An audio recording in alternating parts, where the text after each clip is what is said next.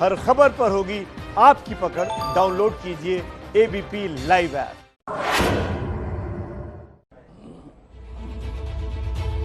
पंचनामा में आज की बड़ी खबर राजस्थान से भी है, जहां पर सचिन पायलट और उनके समर्थक विधायकों पर सदस्यता जाने का खतरा मंडरा रहा है। उधर एलएसी पर चीन की सेना के पीछे हटने का दूसरा चरण जल्द शुरू होने वाला है। पूरी खबर आगे बताएंगे। इसके साथ ही आईआईटी दिल्ली ने बनाया कोरोना की जांच करने वाला सबसे सस्ता किट। ये खबर भी दिखाएंगे आपको पंचनामा में। और मुंबई में भारी बारिश के बाद बदहाली का नया दौर शुरू हो चुका है। ये खबर भी दिखाएंगे पंचनामा में आपको। चलिए, तमाम खबरें तो आप पंचनामा में आज देखने ही वाले हैं। शुरुआत करते हैं राजस्थान की हलचल से जुड़ी खबर के साथ। राजस्थान के सियासी हलचल के बीच पहली बार राहुल गांधी का रुख सामने आया है। सूत्रों के मुताबिक एनएसयूआई की एक बैठक में उन्होंने कहा कि जिसे जाना है वो जाए।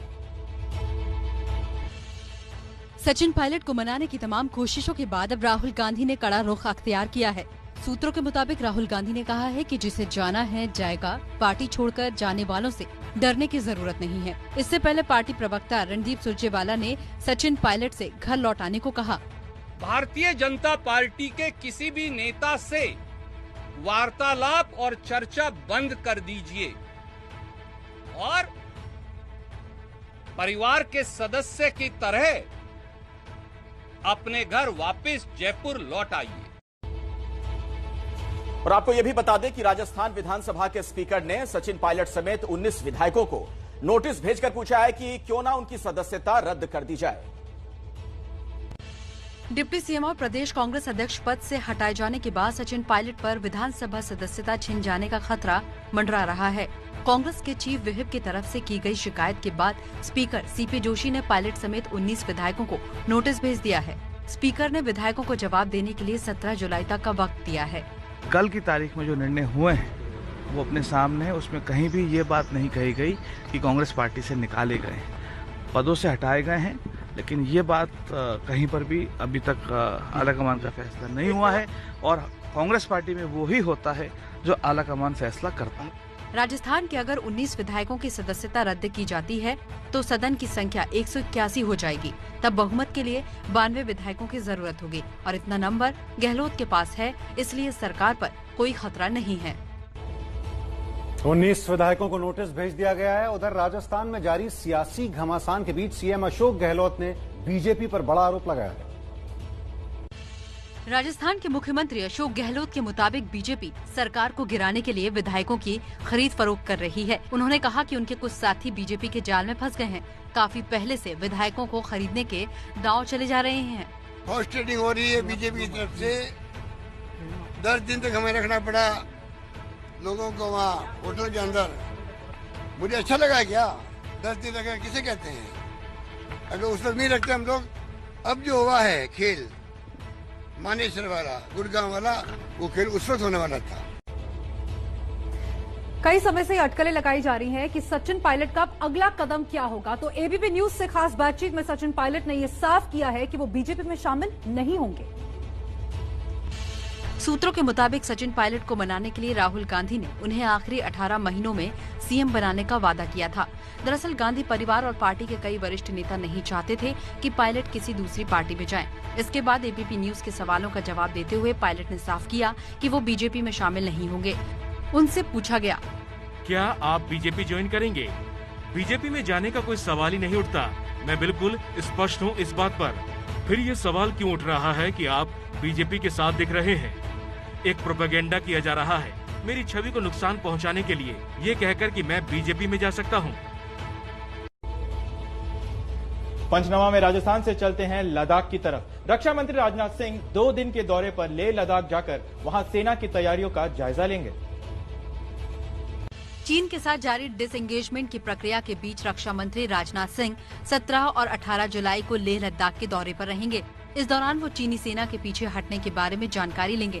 साथ ही एलएसी पर सेना की तैयारियों का भी जायजा लेंगे। इसके अलावा पाकिस्तान से सटी एलओसी यानी करगिल, द्रास और सियाचिन की सुरक्षा की भी समीक्षा करेंगे। रक्षा मंत्री के इस दौरे पर थल सेना प्रमुख जनरल एमएम नरवणे भी साथ होंगे। आपको बता दें कि एलएसी पर डिसएंगेजमेंट का दूसरा चरण जल्द शुरू हो सकता है। फिंगर एरिया और देपसांग में चीनी सेना के जमावड़े को लेकर दोनों देशों के बीच 14 घंटे बातचीत हुई।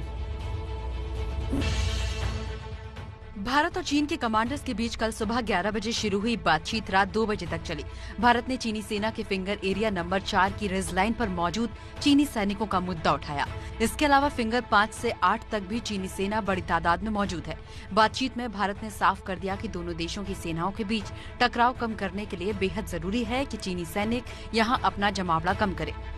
दौलत बेग ओल्डी यानी डीबीओ के करीब देवसांग प्लेन्स में भी भारत और चीन के सैनिकों के बीच टकराव की स्थिति बनी हुई है। देवसांग प्लेन्स का मुद्दा भी इस मीटिंग का हिस्सा था। आज दोनों देशों की सेनाएं कल हुई मीटिंग पर इंटरनल चर्चा करेंगी। इसके बाद सेना इस मुद्दे पर बयान जारी करेगी। और अब अगली खबर, आईआईटी दिल्ली ने बेहद कम कीमत वाली कोविड-19 जांच किट बनाई है, जिसे आज केंद्रीय मंत्री निशंक ने लॉन्च किया। ये है कोरोशियोर नाम की वो किट जो सिर्फ 399 रुपए में आपको बता देगी कि आप कोरोना वायरस से संक्रमित हैं या नहीं। इस किट को आईआईटी दिल्ली ने विकसित किया है। इसे आईसीएमआर और डीजीसीआई ने मंजूरी दी है।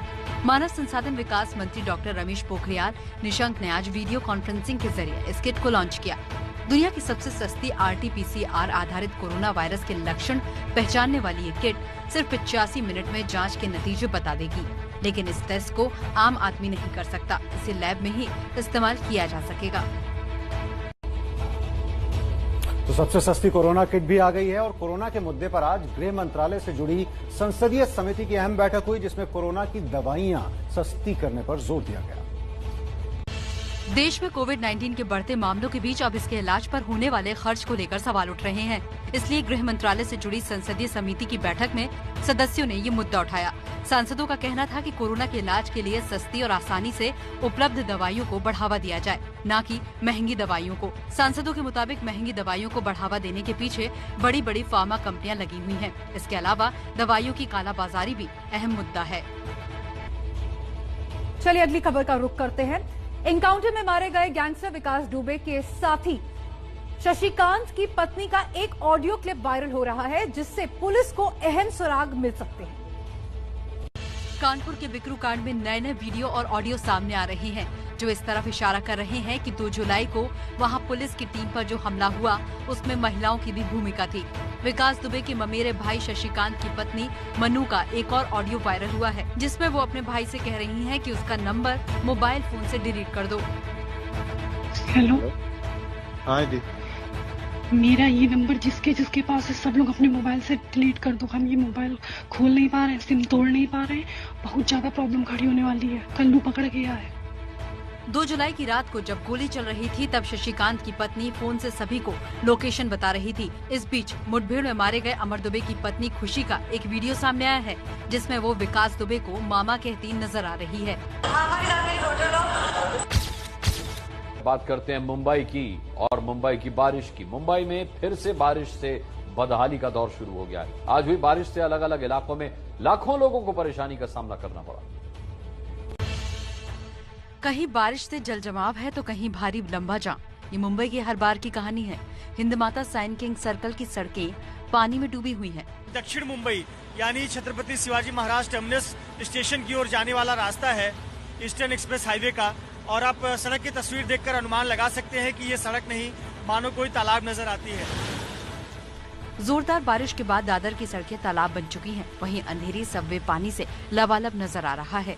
पानी में डूबा हुआ सबवे दिखाई दे रहा है। 30 से 35% तक भर चुका है। दोनों तरफ से बैरिकेडिंग करके बीएमसी लोगों को इसमें जाने से रोक रही है। मौसम विभाग ने मुंबई में ऑरेंज अलर्ट जारी किया है। वहीं ठाणे, पालघर और महाराष्ट्र के तटीय जिलों के अलग अलग इलाकों में भारी बारिश की चेतावनी दी है। रिलायंस जियो ने देश में 5G नेटवर्क को लॉन्च करने की तैयारी शुरू कर दी है। आज कंपनी की एजीएम में कई बड़े ऐलान किए गए। रिलायंस इंडस्ट्रीज की आज 43वीं एनुअल जनरल मीटिंग हुई। कोरोना वायरस संक्रमण को देखते हुए इस बार की मीटिंग वर्चुअल रही। कंपनी जल्द ही 5G सेवाओं का ट्रायल शुरू करेगी और अगले साल तक इसे लॉन्च कर देगी। जियो प्लेटफॉर्म पर गूगल ने 33,737 करोड़ रुपए निवेश करने का फैसला लिया है। डिजिटल भारत मिशन को आगे बढ़ाने के लिए जियो और गूगल ने मिलकर एक साथ स्मार्टफोन डेवलप करने का फैसला लिया है। पिछले 3 महीनों में जियो प्लेटफॉर्म पर 1.5 लाख करोड़ का निवेश हुआ है। पंचनामा में आज बस इतना ही। कहीं जाइएगा मत, क्योंकि आगे आपके लिए है सुपर 40।